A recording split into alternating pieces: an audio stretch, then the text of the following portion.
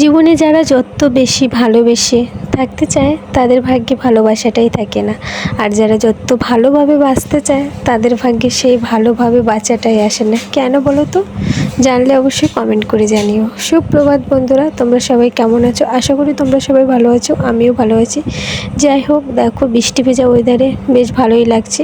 আর বড়মশাই আজকে বাড়িতে আছে, তো বললো খিচুড়ি খাবে। খিচুড়ি বসানো হয়েছে একদিকে, আর আমি ফলগুলো বেছে নিলাম। যেহেতু 3 দিন হয়ে গেছে ফ্রিজে রেখেছি, বাছা হয়নি। আর ফ্রিজে থাকলেও না, মাঝে মাঝে না বাছলে ফলগুলো পুরো নষ্ট হয়ে যায়, আর একটা নষ্ট হলে ওটার কারণে আরও একটা নষ্ট হয়ে যায়।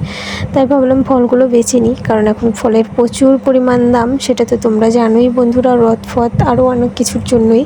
আর এদিকে দেখো আমাদের খিচুড়ি তৈরি, গরম গরম পাঁপড় ভাজা, চপ ভাজা, পেঁয়াজি ভাজা, আলু ভাজা আর খিচুড়ি। আর আমার বড়মশাই তো খিচুড়ির প্রচুর ভক্ত, ও বাড়িতে আছে, খিচুড়ি হবে না সেটা কি হতে পারে? বড়মশাই খেয়ে নিল, আমি আর মা বসে পড়লাম। অবশ্য আমরা কেউই এতটা করে খেতে পারিনি, ভাতে পড়েই ছিল। কিছুক্ষণ পরে মুরগিকে দেওয়া হয়েছে। বাই, ভালো থেকো সবাই।